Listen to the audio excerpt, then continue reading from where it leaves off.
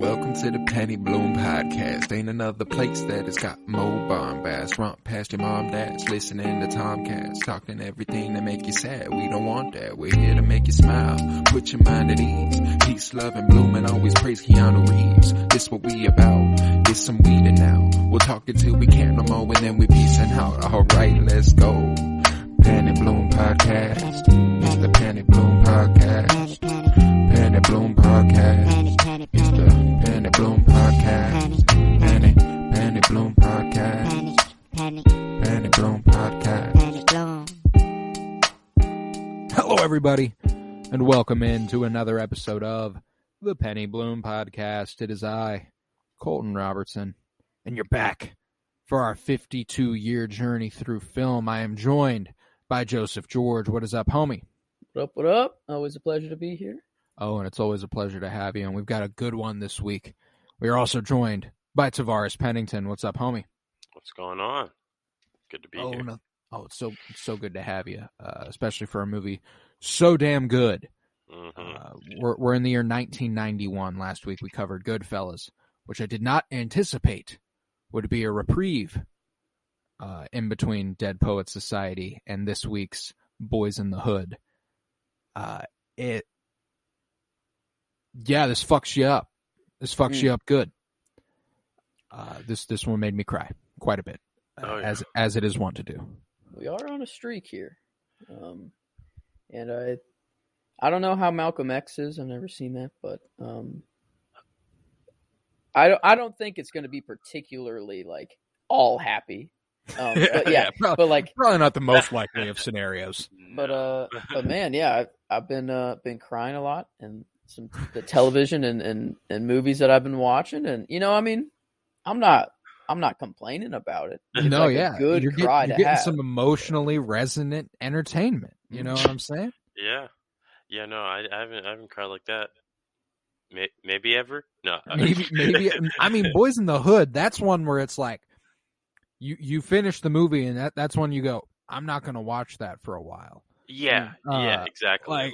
I'm good off that. I'll remember that, and I'm a stick with the way I feel for now. Let me lay the groundwork, though. We got Boyz in the Hood, released July 12th, 1991, written and directed by John Singleton. May he rest in peace. This was a fucking good movie, and I'd seen this before. My dad showed me this when I was young, and I was about 11 or 12. Wow. Yeah. Wow. Yeah. When I first watched this movie like 10 years ago, and fucked me up then. Didn't watch it for a few years, and obviously I didn't get it all the way, but there were moments in the movie where I was like, I must have got it enough, because I was like, there's some things in this movie that have like stuck with me, and I do some of these, like some of these things to like just cope. But but I understand this movie on a level I never have before, just because of my my growth and increasing in critical thought and stuff. Yeah, this becomes a much more understandable movie. I feel like before watching this movie, I felt like, because I don't know. I watched it when I was a kid. It was either early high school. It had to be probably maybe my sophomore year of high school. Was the last time I watched it. But you feel like a passenger in some ways, but the older you get, the more that you start to have sort of complex debates within yourself that you see play out, and you start to identify with the characters more in that way. And that was like a big part of at least this particular viewing experience of the movie, was seeing how like the characters identify with themselves and other characters in the movie as well. No, yeah, it's fantastic. I'm sorry, Tavarus. I was about to laugh the whole time you were talking because it's just your eyes in the camera view for us. So, like, all I can see is the top half of your face as you talk. It looks so funny. But no, you're absolutely right. Like, the thing that strikes me about this movie is just like its realness. Like it's raw, just it's not going for dramatization at points. Like it's going for like this is just what happened. Like it's just something that happened. Joe, how you feeling? So first watch for me, starting with that, and it was I immediately, I don't want to go back and watch this movie right away, but I do know that this is a movie that I definitely enjoyed and will stay with me for a long time. I kind of felt like I was just like a bystander. This, like, the camera was basically just me, and I was like, it just felt like a sequence of events that I happened to like watch, like it just felt real. It felt, I don't know, genuine. And very well acted. And yeah, man, I was not taken out like once. I was in and I was strapped in and I did not think of anything. I didn't check my phone once. I was like all tied in. And like, I don't know, just a lot of stuff to think about, just while watching this movie. A lot more of just random cries at random times, and like the there are cries points in were this like movie where it's like, this is just heavy. Yeah. Like even before Ricky goes, like that's, there are moments in the movie where you're like, when Cuba Gooding Jr. walks into his girl's house and he's like, I can't do this shit. That's the strongest scene in the movie for me. Like, it's just like, oh my god. Not only that, it is the jumping off point for like that part of the movie you don't want to revisit. Like the other parts are like, there's some fun shit in this movie. It's some fun shit. Yeah, like you it feels, like you're just, watching daily life, and it has its, tragic elements, but on the whole, it's daily life. And then it starts to just like fucking hit you from like, it's like haymakers from multiple sides. And the crappy thing is, all of it started from one little shoulder tap, like one little walking into each other. That's what all of it started from. And like that's what I was thinking the whole time. Like, as these events are playing, I'm like, oh my god, this was like the dumbest of ways to start this beef, and like it's escalating to the extreme. Like I don't know, it just makes it that much more devastating. I feel like that's like the movie is it's kind of setting you up to think, they're going to get out of it. Like, even though all these, like, still some bad stuff's happening, but like, everything's going to be okay. And, they'll get out of it. He's going to go to college, he's going to play ball. He's going to, he's going to the NFL. Like, yeah, we're going to be fine. And then bam, bam, dude, bam. The tension building that they did in that scene too, where they're like, we should split up, and they go separate ways. And it's just keeping with both of them going their separate ways. It cuts to Ice Cube watching a car drive down the road, and he's like, ah, shit, Ricky. And like, he like goes and tries to, right when he said we should split up, I was like, no. And they even brought up, he's like, no, we shouldn't. Are you kidding me? No way we're going to split up. And he's like, no. Like they like, I don't know, maybe, I don't know. Like, well, that's the thing too. If they don't split up, which way do they go? Do they end up going that way and both of them get got? Damn. I guess it's a shitty situation. No matter what here. No matter what happens here, it's rough. That was kind of the moment where I like broke up. Whereas it was just like when Cuba Gooding Jr. runs though, and like he's just like he just like has him in his arms, and you're just like, what do you do? What do you do? Like it. There's then the way that all of them pull up and like all of them see, and like the just like none of them are really expressing their emotions. They're all just like, shit. Right. Like, god damn it. It's crazy to see too, like, and even after that, like, you just kind of have to steel yourself, like, because they drag it out. Like, they really bring you along for it's not just witnessing his death. It's witnessing everyone his realizing what has happened. The car and them dragging him to the door, putting him inside, and oh my god, when his girl and his mom found out, bro, that's the hardest part of the movie. Just like, That is rough. I was watching this late, and I had to turn the TV down just a little bit. And how the mom blamed Doughboy too, and now she just couldn't believe it. Like, no, it has to be your fault. Like, no way, my golden boy. God, like. Yeah. And then we gotta get to Lawrence Fishburne's fucking performance. Lawrence Fishburne's character is my favorite character in the movie, and I never paid attention to him the other times I've watched this movie. He is the pivot point for the entire plot in a lot of ways. Like, yes, he's the driving force. He's the emblematic, like, he's got the right ideas. We should kind of listen to him. I mean, that speech in front of that billboard, literally people just crowd around him. Like, people were just listening. They were like, oh, yeah, we instantly fuck with this guy. This guy's cool. Like, and like everyone was like, damn, that was like life-changing. I wish my brother was here to hear that. Like that. It was like an immediate, like, holy shit, that was a conversation that mattered in my life.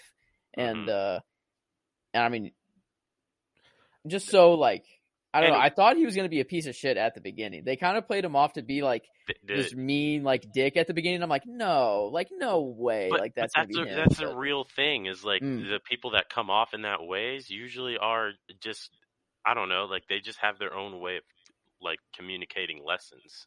There wasn't a moment in this movie where I was like, this guy's an ass. He's an asshole. It was at the very beginning, and that was it, before I knew anything about him. Like, that was the only time where I was thinking that. But and I mean, like, for a moment when they're making him out to be an asshole, it's like, okay, this guy's going to be a dick, and then he's like, absolutely not. Every moment he's on screen.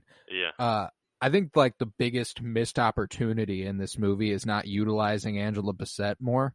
Yeah. As Cuba Gooding's mom, because she's an incredible actress, and like, I can't believe we didn't get like a couple scenes or a scene with him over there on one of the weekends. Yeah, they kind of just like, they brought it back up just because it was something that you would just forget about if they didn't bring it back up, like, at the time that he like still went over his mom's on the weekends or whatever. And like, I was kind of I thought he was kind of staying over there the whole time. Now I thought he was having like such a good time with his dad that he was like, oh, I'm just staying over here now the whole time. Yeah. That's at least the idea I had. And then they brought that back up, and I'm like, oh yeah, he is, I guess, going over there on the weekends. I forgot about that. And then the fact that she just like pops up towards the end of the movie, and then that's not sealed off at all. She just never shows up again. Like, that's just like that's the weak point of this movie, is Angela Bassett's treatment, because like, I don't know how you have Angela Bassett and you're not doing some more shit. But I mean, the actresses in this movie, Angela Bassett, Regina King, Nia Long, like, god damn. Yeah. The cast is just stacked. Ice Cube, Cuba Gooding Jr., Morris Chestnut, Cuba Lawrence Gooding Jr.'s first, I think it was either his first main character role or his first movie. His first acting. God damn, really? Yeah. Hold on, let me see. That's crazy. He was in Jerry Maguire, but that was with Tom Cruise. So, like, and then this was his first major role. Yeah. Like his first headlining role. As the lead. Yeah. Yeah, that makes sense. No, good. That dude. Yeah, and John Singleton too. Like, for a debut, like, this is debut directorial. Absolutely ridiculous. Damn. That's wild. Didn't even win Best Director either, or Best Screenplay, which I cannot imagine. I can't fathom that. Years. In 91? Best Director in 91. No, but I just really, really fucking love this movie. I think Best Director in 91 was Silence of the Lambs. Best Screenplay was Ghost by Bruce Joel Rubin. Silence of the Lambs is one of the more overrated movies in the history of movies. Exactly. And I'm thinking about Silence of the Lambs, and when I saw it for the first time, it surprised me. It was better than I thought it was going to be. But Boyz n the Hood is so much more important than Silence of the Lambs. Like, Well, I wonder. it is the Academy Awards, and They're notoriously not the most not racist. But yeah, this movie was just way better than I remembered. Like, I didn't even, the first scene I like really remembered in this movie going into it, because it'd been a few years since I watched it, was the barbecue scene, the cookout. Mm-hmm. I completely forgot that we spent a good 20 to 25 minutes in their childhood. Mm-hmm. Like, I hardly remember. Y'all want to see a dead body? Mm-hmm. You Yeah. want to see a dead body? The first question is, y'all want to see something? It's just something. You gonna tell us? No. Do you want to see it though? Yeah. All right, let's go. You know, like I don't know, like those little things as a kid. Like that was like what made just being a kid fun. Like anything. Like, I mean, obviously I wasn't going around walking seeing dead bodies and stuff like that, but you know, those little adventures you went on with your friends and stuff like that. Like, it's commenting on like the desensitization to this sort of thing in this as they grew up in this area. Like, yeah. And I also felt like they were really portraying how this place is not really safe for children, and they're out here exploring, you know, doing their own thing. And it really puts you in their world. It puts you in the world of a youth in Compton, like, or around Compton. I don't know where they were exactly, but did it say where they were? South Los Central Angeles, LA. They made their way to Compton at one point in the movie, but that, I think Crenshaw. the speech in front of the billboard was in Compton. Yeah. This says in the IMDb, it says follows the lives of 3 young males living in the Crenshaw ghetto of Los Angeles. Gotcha. So, never heard of Crenshaw before. Oh, Crenshaw. Yeah. I don't know. Is that like a well-known like part of LA? Yeah. Oh, yeah. If you're a Nipsey Hussle fan, certainly. R.I.P. to that man too. But this movie, like, you know, Nipsey Hussle is honestly a crazy through point for the narrative of this story, though, because like you can think about it in terms of a movie, and that's kind of what you have to do to bring yourself out of it emotionally. Like, it's just be like, it's a fucking movie. It's a fucking movie. But then you look at Nipsey Hussle and you're like, it's really not. Like, it's a real shit. It's some really real not. shit. It's really not a movie, and that's the worst part. Like, that's the best part and the worst part, because it's so real and it's so tragic. Yeah, that's what makes this movie so hard to revisit. Is it's just raw realness. Is that like you're watching this and you're like, fuck, this is real shit. Yeah. You know what I'm saying? Like, and this came out in compare 91? it to our most recent sad movie, Dead Poets Society. Like, that obviously that's some real shit too, but they're trying to be a little bit more artful and expressive about it, whereas here it's just like, here's some tragedy for you, and it's just the tragedy. It's like plain and simple. It's not going to be pretty. Like, is that like this stuff is like it? This came out in 91, and they were problems then, but they are like still problems now. And like Doughboy, like whenever he like after everything went down, and he was talking, just sitting on the porch. He was like, on the news, you know, I see everything foreign. Everything's foreign. You know, nothing. They're not showing anything here. You know, nothing here. And it was just like, God damn it! Like, what? You know, like, have we done anything? He says like they either don't care, they either don't care, or they don't know, or something like that. They either don't care enough to show it, or they simply don't know. Or I don't know. But that was full of a lot of great, just like, oh, damn. Well, and it's also like the more that I've like researched things around these issues, like the more you realize how theoretically on point they are, particularly with specific moments in the movie, like Ice Cube's monologue, because he's pointing to the fact that violence is itself not just the manifestation of these small quarrels, but it is the current of everyday life. Like, it is the thing that is being praised as what is important about the world, which is violence, which is why everybody relies on violence to solve their issues, because the government acts in the same way. And it's like, I don't know, that there's important shit there that they're bringing out, and really, because Doughboy, to be honest, one of the strong, like, I was gonna say, I remembered how, like, I remember loving this character, but for like, just because it was Ice Cube, you know what I'm saying? Like, I watched this movie now, and I'm like, that's a fucking brilliant performance by Ice Cube as Doughboy, and a really awesome character, like, really awesome character story over the course of the movie. It's just fucking brilliant. He's almost one of the most aware people in the entire plot, and he's no I don't know, he's no martyr, I guess. Like, he's no symbol of really anything that you should strive to be, and it's intentionally done that way.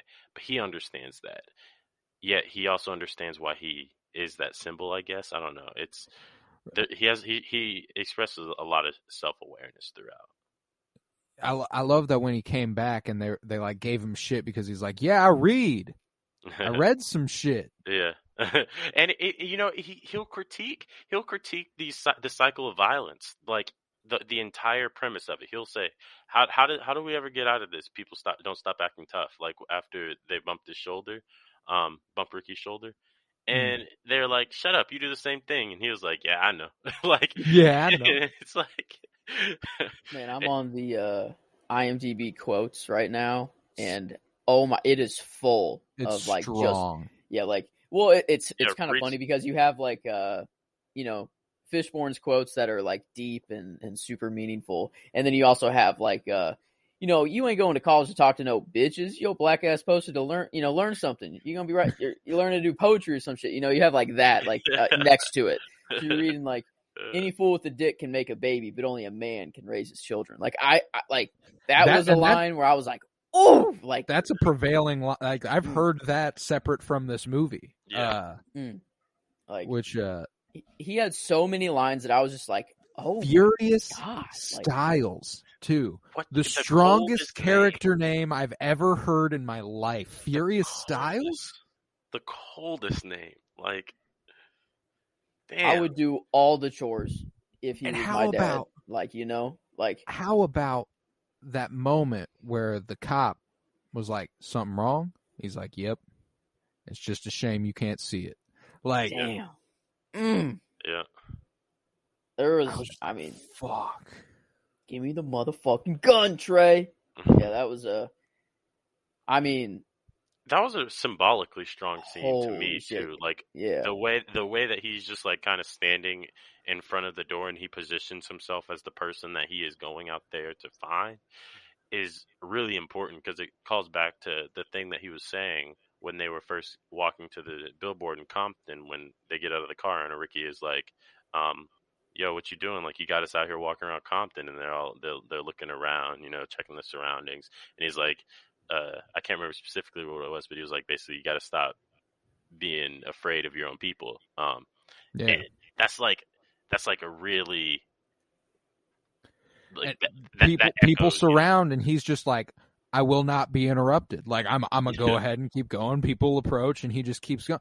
And I think one of the strong points of the movie for me is the fact that the three guys who ultimately do kill Ricky, like, they aren't made out to be villains. They're just other people who, they're no different. They're in the same situation. Like, it's not. If we get the story told from their perspective, Ice Cube's retaliation is the worst thing that's happened. You know what I'm saying? Like, that's, and Ice Cube recognizes that. Like, he does that at the end, and that takes a lot. Like, no, like, I was watching it and I was like, this is like this is one of the more powerful things I've seen. Like, the exhibitions of violence in this meant more than most things I've ever scene with violence. Yeah. Like it always meant something, even if that meaning was like, this was completely meaningless. Like it was completely senseless. This shouldn't have happened. Right.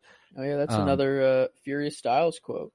It says, why is there's a gun shop on almost every corner in this community. I'll tell you why. For the same reason that there's a liquor store on every almost corner in the black community. They want us to kill ourselves. Like he was just like that, and that was I think that was while he was standing in front of the billboard right there. I think that's what he said. But like he explains that it like just has what I think it was impeccable that like just a couple weeks ago we talked about what gentrification was, and you crazy. Get a whole explanation. I thought you were like I don't know. I heard that. I'm like, wait a minute. Was that because like we were talking about Boys in the Hood and he knew that was coming up, or like was that just freak coincidence that he like that Colton brought up I actually had completely forgotten that part of the movie, so it was it was completely separate. That's crazy. I remember. That's like my favorite. I don't know. I have a lot of. It is now my favorite scene, but when I was younger, it just because it is purely enjoyable. It's one of the more euphoric scenes of the movie, just because like it's a good community togetherness. The other great scenes are all just fucking tragic. That's the thing, is that I think like as a child, I just kind of like largely blocked out this movie. Like I was like, I know Ricky died.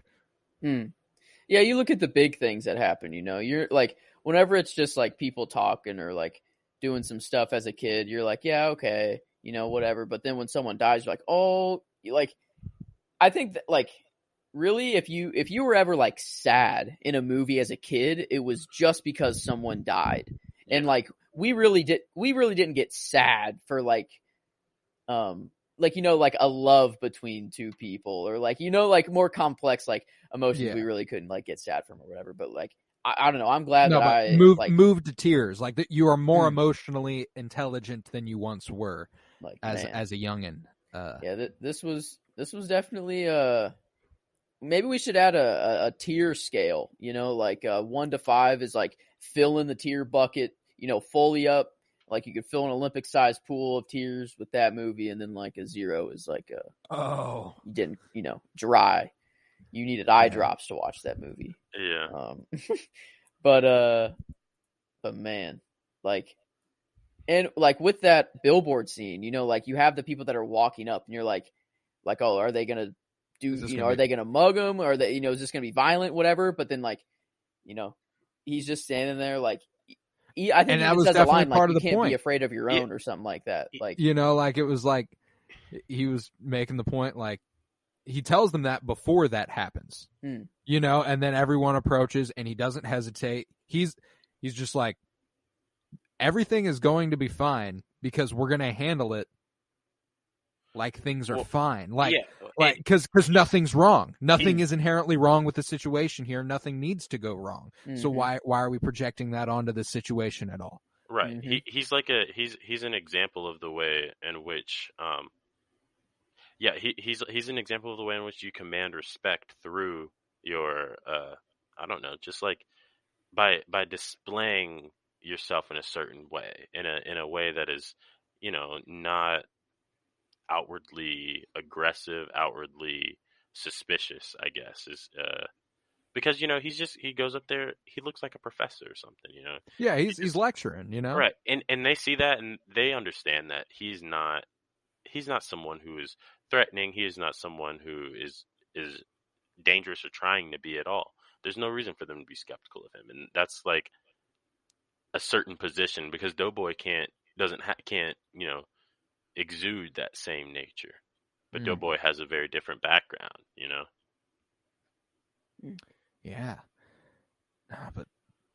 and I think that's kind of what they realized when Cuba Gooding Jr. gets out of the car. Like it's like they were riding around for hours, and eventually he's just kind of like,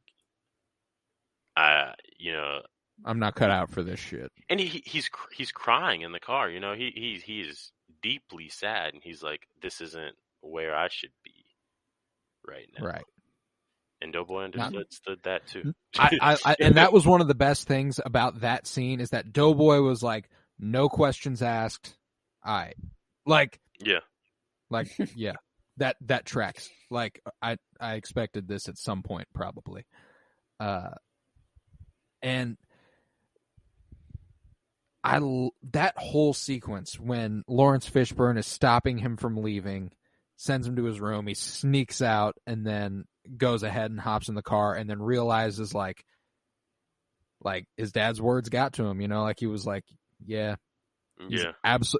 He is undeniably right. And that's that's the thing is like when you rationally think about things and you're like, fuck. He couldn't even speak a word to him when he came back either.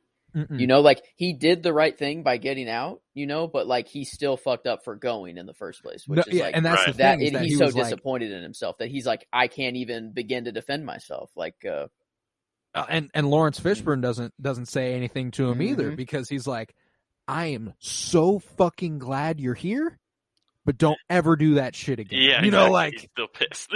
Yeah, exactly. Like I'm so glad that you were here and nothing happened there with you involved. But fuck yourself. Yeah, and they said all of that by saying nothing, like literally by saying nothing. Man, God, it was so well written. Yeah, I don't know. I did not expect I don't know. I just definitely did not expect this. Just all I knew going into this movie that it was a movie with Ice Cube and Morbius from The Matrix. So I'm like, okay, these are just two people that I like, that are just cool, that I love, that are in this movie. It's gonna be great. And man, was I strapped in for a roller coaster. It's a ride. It's literally a ride. It is quite the ride. And I mean, how about the fact that the last time Doughboy interacts with Ricky, they have a fist fight? Like that's rough. That's rough for Doughboy. Honestly, there's certainly a degree of that plays into his decision later on, like the guilt he must feel and stuff. As soon as I saw him, Ricky sitting on the couch in the white shirt, I was just like, I was like, fuck. As soon as the white shirt popped up, I was like, it's almost fucking time. I know. Like, God damn it. You're just like, damn, you guys knew that she couch. She opens the test results and the man got a 710. He would have been going to USC for football. They didn't have to do that, man. I was already in shambles, and then they show that, and I was like, I paused it to make sure because I didn't get it the first time. I'm like, wait a minute, no way he got 700. I rewind and then I see 710. I was like, oh fuck, and I like it was just like, oh damn it, man. And then like, jeez, it just that last sequence was just hit after hit. Yeah. Oh yeah. God, it's crazy. It's like, yeah, I don't know. Ice Cube, Doughboy was. He said it perfectly. He said, I feel like they punched the wrong clock, and it's just like, yeah, that's kind of the consequences of the structural position. The text on screen, after the end, and then all of those events that happen, you're just he died 2 weeks later. Oh my God. Like, and and there was also a line right before that I was like, as soon as that pops up, it's like a whole other meaning. Where Cuba Gooding's talking to Ice Cube and he goes, you still got one brother left. Mm-hmm. And he is the one brother left at the end of this movie. Yeah. Which is like, God damn, dude. Like that sucks. And it to draw through this is also ultimately a coming of age film based around Cuba Gooding's character. Oh yeah. And to call back to almost 20 years ago in terms of the years we're covering here, 1973's American Graffiti, where they pop up on the screen at the end as to like what their options were. Like this guy went on to go to college and do this. This guy stayed home and became an insurance agent here. This guy died. And like this is the complete other version of that, where it was like you knew the options. Mm-hmm. you knew the options. That was shit. this based on a true story? Yeah. Like I mean, okay, I know the general story. Generally, yes, but like, was there like I don't know, like I don't think specifically it's based on it. No. I didn't know because like the conversation we had with American Graffiti is like, well, it makes you think that it's based on a true story. Like when those text cards come up at the end, it's like, oh, this really happened. So like the real person that this actor was portraying, this stuff is happening to. Like that's what I thought at the end of American Graffiti. I'm like, wait a minute, was this based on a true story? You know, blah blah blah. And then like, it's weird whenever it's just fiction. You know, like with American, just like, it's like fiction, but it's just fiction of reality. So it's like it's really nonfiction. You know, it's like really a true. It's like true, it's just but a real story. Yeah, like, you know what I'm saying? Like it's just a real ass story. And usually when those come up at the end, there are times where it's like, okay, I'm watching a really bad movie and they're just popping the text bubbles. This guy went on to do this. This guy went on to do this. And then there are other times where it's like massively effective. Like it was here, where he's like, Doughboy got shot and killed 2 weeks later. Like it just immediately, the way he like fades out of the view as he's walking away too. And they make it like weirdly seem like he noticed that. Like he didn't obviously, but like the camera trick and the way they portray it makes it seem like Cuba Gooding like sees that happen, which is just devastating too. I think I let it out like an audible, like just fuck when it said he died, 2 weeks later. I was just like, fuck. I was just like really like I don't know how many times I was like just taken back and just be like, oh my God, this is all terrible. And then I remember one shoulder bump, that's what this all stemmed from. One little, and just trying to be tough, and that's it, like, man, that's it's like when you live in a system that feels like it can take your life for any little thing. That's you want that power, and that's what it's kind of showing, is that the same way that black cop pulls over Cuba Gooding Jr.'s character and holds the gun to him, and it's like, I'll kill you just because you're the black motherfucker I ran into tonight. Is like, that's like the position that everyone, they want that. That's their way out. It's. Yeah, that cop even said, like, I took this position because of this. He says, I like this, like the power I have over you. Like, they blatantly and I think that was speaking to a general, obvious problem within our police, which has been addressed time and time again over the past 30 years and more. Yep, 1991. I was thinking about that cop a lot, though, when I was watching it this time, because I didn't really remember those scenes. And I was thinking about why they were in there, because it seemed like they were almost supposed to be demonstrative of some larger point. Because the police are a very peripheral entity in this movie. Like, they're not really... Which is really interesting too. Like, they're not the problem necessarily, not the antagonist. Yeah, they are a problem, but they're not the antagonist. You continually hear the helicopters flying overhead. You see the lights. You see them notice. Like, they're just out. They're this force that's kind of keeping. They're an occupying force. Yeah. Even in Trey's fantasy sex that he's not had, right? He still has a helicopter coming in through the window. Like, the lights was shown in his fantasy. Like, that's just like it's such a small detail to notice, but like, it was just something else that just got me to be like, oh my God, like, this is just so shitty. Like, even in this guy's fantasy where he is at, every dude's, like, even at that tippy top of fantasy, you have a helicopter spotlight coming through the window, like, that's just, man, like, what a detail to put in there. Like, what a detail. No, yeah, but that whole scene where he's doing the voiceover for the whole thing, and he's talking through the interaction. I'm like, Cap. Cap. Yeah, it got to a point where it was like, this isn't real. This isn't true. Yeah, no, and I love the way that, like, they portray the father-son relationship here between Lawrence Fishburne and Cuba Gooding, especially for a father and son who are so close in age, like 17 years. Like, I mean, it's a considerable difference, but it's a lot different than if your dad's 30 when you're born.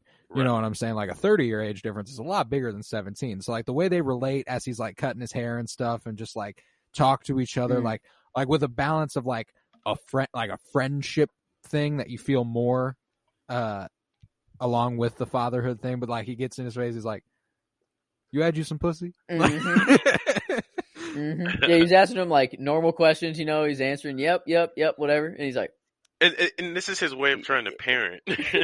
Oh, yeah.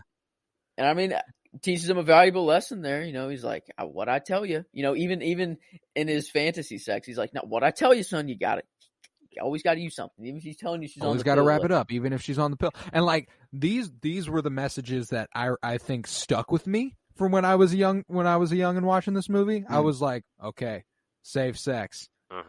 Got it. Because I mean, like my parents also had me relatively young. Not intentionally either, but so I was like, I'll be fucking damned if I let that happen. One of the quotes, and I'm curious if this is the origin, is like, this is an A-B conversation so you can see your way out of it. Like, I heard that and I'm like, no, is this where this stemmed from? Like, I don't think it's where it stemmed from. I'd be willing to bet this is just another part of it. Here, let me see if I can find the origin here.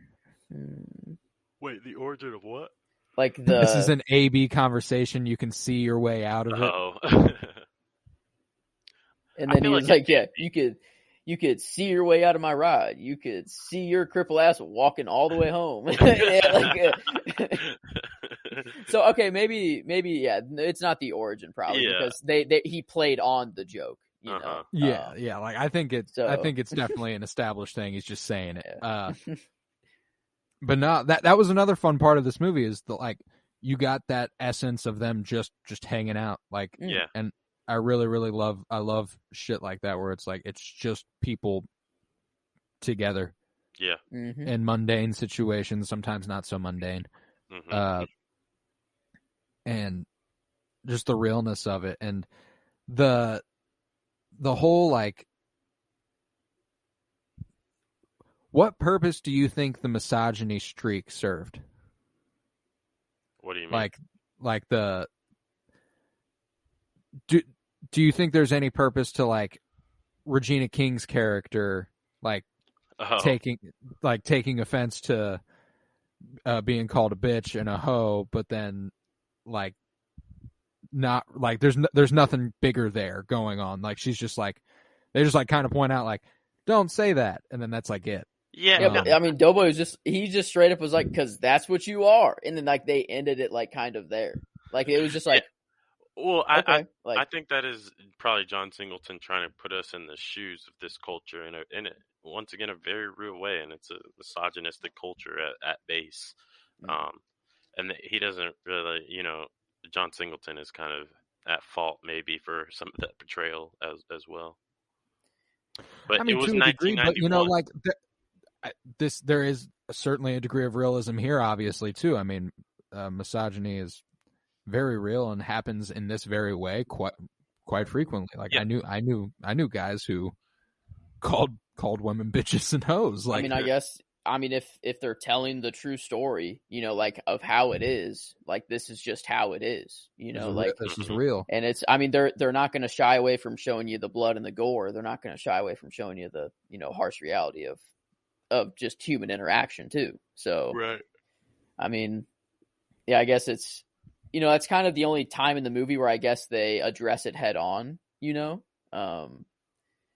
which I guess is I mean, it was put in there on purpose, they wouldn't have just thrown it in there for like the joke, it wasn't a joking moment. So yeah, I guess, and it is 91 still. So, I mean, people are still dicks and holy shit. John Singleton went to community college after high school. Then he went to the USC, graduated from USC in 1990. Damn. Oh, so he's like 23. Graduated and then bam. Graduated. Like released a movie the next year. I wonder how long this movie took to film. Like if he started filming like just right away, that's kind of insane. And he got Ice Cube, like, right out of college. Dude's just, like, having all these huge, like, big-name I actors. think this was one of Ice Cube's earlier voyages into acting. It was, yeah. It could be his first. I think it is his first. If I'm not mistaken. I think he was definitely still a part of NWA at this time. Yeah. Yes, this is his first role in a movie. Wow. So this was Ice Cube's first foray into the superstar he'd become. There was a time where I only knew him as the guy from Are We There Yet? Yeah. Daddy Daycare Which and is shit. wild. So I guess John Singleton, he produced some stuff before this. Or actually, no, he didn't.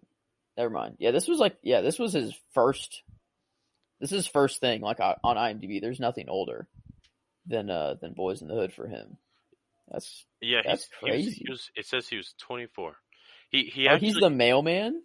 Yeah. Apparently, he was the mailman. Huh? That's funny. Damn, he died at 51. That's sad. He won a New York Film Critics Circle Award for Best First Film and MTV Movie Award. I mean, for Best shit. Yeah, this is one hell of a first film. Like that is crazy, man. Yeah, and apparently he was a big fan of Star Wars as well, and Steven Spielberg. Oh, interesting. Those his big influences, which I could see that. Archetypical storytelling of I think this is a bit more complex than Star Wars in many ways. Obviously more real, which is what probably makes it more complex. And if you look at his discography, the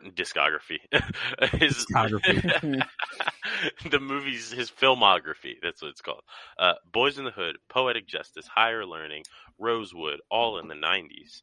I haven't seen Rosewood or Higher Learning, but obviously I've heard a lot of good things about Higher Learning. Then he did Shaft, Baby Boy, Too Fast, Too Furious, Four Brothers, and then a movie called Abduction. I don't know what that movie is. He did Abduction with fucking... I do know this movie. He did Abduction, Taylor Lautner.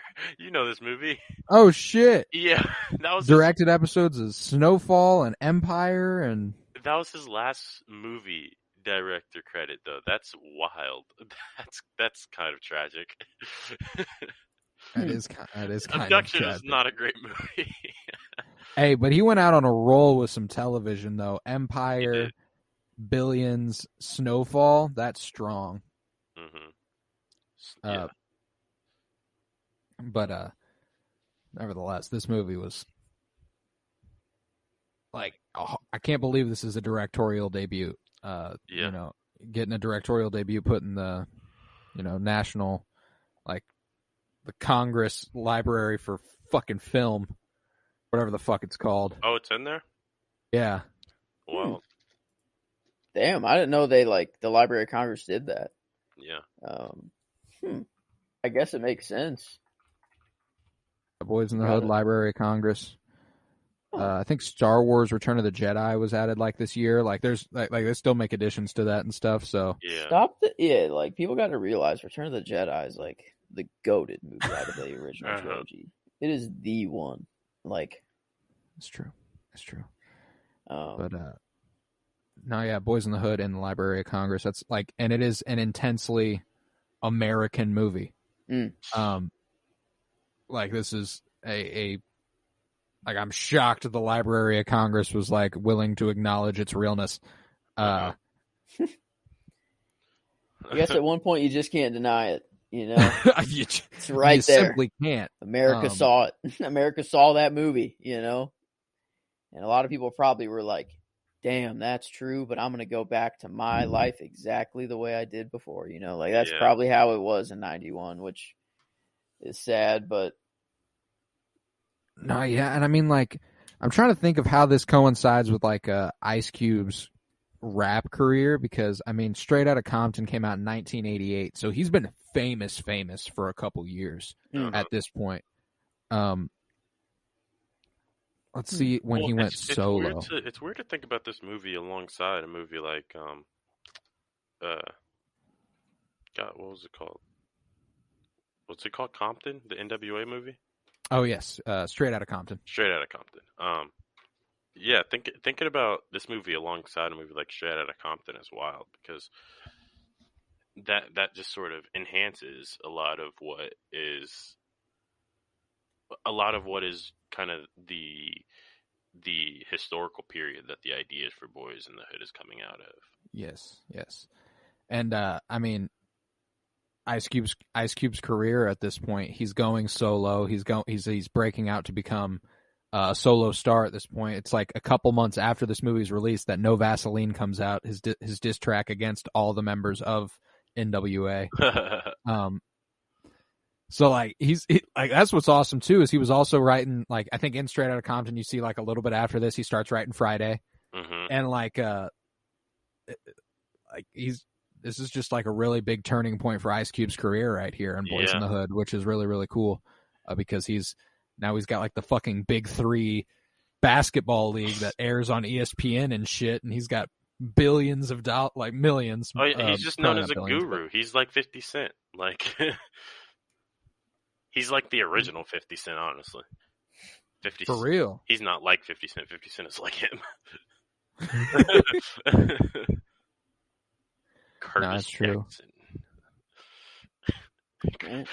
Have you just seen any videos of 50 Cent, like, just 50 like Cent's saying goofy, wild dude. shit? Like, just that man is like, he's reached that uncancelable level. Mm-hmm. Like, it's just kind of like, he's untouchable. He just doesn't care. Like, he fucking, I can't remember what it was, but it was like, oh, when all the Tekashi 6ix9ine shit was going down, and 50 Cent sided with it. I don't know what the fuck happened. He was endorsing Tekashi 6ix9ine though, amidst everything, and Tekashi 6ix9ine was beefing with his son, and so he him and his son. I was about to ask if that was like coinciding with his son's thing. Yeah, his son like dissed him on social media, and then he dissed him back. I was like, this guy's a cartoon. Nah, 50 Cent, he's a character for sure. But nah, this movie was special, and I think our rating scale will reflect such things. You guys think we're ready for that part? I think I'm ready. Yeah. Guess. All right. So as far as enjoyment is concerned, this is obviously it's in the same category as like a Dead Poets, where we're not going off strict enjoyment here, you know, of how happy we felt during this, but I mean, I don't even know though. It's just still kind of like, I'm like, I mean, it's not fun to watch. It's fun to watch. No, and that must be considered. I will say it was still such a good movie that I'm very glad I watched it, and I think that's kind of where I have to like base my enjoyment, is like, how glad am I that I've watched this to a degree, along with the obvious, like, it's just not fun to watch. I'm almost like, I understand what you're saying, and I tend to agree, but I'm almost thinking too of like that, like, you aren't always going to be glad you watched that after the ordeal. Like, I can totally understand that perspective as well. Which, true. That's for sure too. And ultimately, where I land with this is it's definitely in the 4s. There's no doubt about that. Yeah, I agree. It's like I'm willing to go around 4.5. 4.25 to 4.5, even as high as like 4.75 if y'all are there. But yeah, I can agree. It's definitely in that range. I mean, I was at 4.5 before you said anything, and I was gonna say like 4.5 would be like the floor for my enjoyment here. So I mean, yeah, I'm comfortable with anything higher than 4.5. Yeah, I'm good with 4.5. All right, I'm comfortable with that. Sick. Now, as a genre, is this just drama, or what would this? I mean, on its largest genre is drama for sure. Yeah, like what genre were we considering? Poetic or not poetic? I think drama as well. I mean, because on IMDb it said comedy as well, but we were like, yeah, this is not just Boyz in the Hood. Or Dead Poet Society was okay. Mm-hmm. Yeah, I mean, like a crime drama, like so I mean, drama and coming of age, drama coming like it's kind of genre bending a little bit, but drama is definitely a good place to. I just go like I think it's a solid 5 in terms of what it does as a drama. Like it's dramatic. Like it is dramatic, and it communicates the coming of age story in a fresh way, which is wild because that was 1991, but you still don't get many movies like that. It gives you. And that's the thing is that it sets the bar in a way to me. I was gonna say, is this genre defining in a way? Like I read a review for this by someone who placed it in this genre called a hood drama. Yeah, exactly. And that's what I was thinking, because even if you don't want to call it a hallmark of the combined genre of drama and coming of age movies, it is still a cornerstone of like black movies. Like in terms of that genre, like it is. It's 5 out of 5. It's 5 out of 5. And I think that our score should reflect it. Yeah, this is I don't know, it seemed genre defining to me as I watched it for the first time. This was just like, it's like, I don't know, when I look back on this movie, I don't think I'm just gonna remember all the bad parts. Like I'm gonna remember the cookout and all the silly moments and all like the funny jokes and like all that stuff too. So like, like as just the drama, as like the relationships between the characters, like they did a fantastic job, obviously there. And I am very comfortable putting it 5 out of 5. Like yeah. All right, so that brings us to the film rating then. Mm-hmm. And do we just want to round this month out with one last 4.75, because that's feeling real pretty good to me. About accurate anyway. Yeah. Like it's really, really well acted, really, really extremely well written, so real. Like the directorial style is simple but extremely effective. Mm-hmm. Like it's an extremely strong film. I'm right there with like 4.75. That's what I was kind of thinking before, and I mean that averages the total movie out to a 4.75, which kind of feels right. I guess like the previous 3 movies of the month were all tied at 4.92, and this is a 4.75. Other movies that this is around would be The Shining was a 4.77. The Godfather Part 2 was a 4.83. The Breakfast Club was a 4.67, so this was better than The Breakfast Club by almost like a full 0.1. So if we're framing it like that, worse than The Shining, better than The Breakfast Club. Barely worse than The Shining. So 0.02 worse than The Shining, I guess. But what did The Shining get in? Did The Shining got a better enjoyment score? I bet they're both the same enjoyment. 4.5 is what we gave The Shining as enjoyment to. We probably genre. It was a 5 out of 5, and then as a film was a 4.8. So I mean that's the only difference is the film is 4.8, and here we gave it a 4.75. I haven't actually seen The Shining. I think that's the effectiveness of the directorial style. I think the bump that you get because of Stanley Kubrick. And I mean that makes sense. Like of enjoyment, it's a horror movie. It's not one that you strictly enjoy watching, but like of the horror aspects, you're like, yeah, that did really well. Like it ticked all the boxes, whatever. But it was, I think, made better. That's just the. And I certainly think this is a better movie than The Breakfast Club. So like I'm with this ultimately, and 4.75, like 4.75 out of 5. That's I guess it's still a 9 out of 10, above a 9 out of 10. So Aliens was at a 4.7, so this is 0.05 better than Aliens. I'm with that too. So yeah, I'm comfortable with this right here. We got a month average of a 4.88, which is the king of the months by far. Next month is March at a 4.46. So this is the strongest month. By a lot, too. Not even really close. 4.88 out of 5 stars for a month. That's a good fucking month. What we had, My Neighbor Totoro and Dead Poets. Dead Poets Society and Goodfellas and this. Mm-hmm. Damn. That is a good fucking month. But yeah, as you heard here, Boys in the Hood, 4.75 out of 5 stars here, according to the Penny Bloom film scale. And thus concludes May. We're on to the next year in the 90s, 1992 next week, where we'll discuss Malcolm X, starring Denzel Washington. Very, very excited about that one as well. My favorite actor right there. And I believe in one of our top 10 things that we've done before, Tavarus, you've placed this relatively high amongst your favorite movies of all time. Yeah, I think I probably have, yeah. I mean, I haven't seen it in a long time, so I'm interested to kind of rewatch it, especially after having done a year of research on Malcolm X. That'll certainly pay off to a higher degree, I would imagine. Yeah.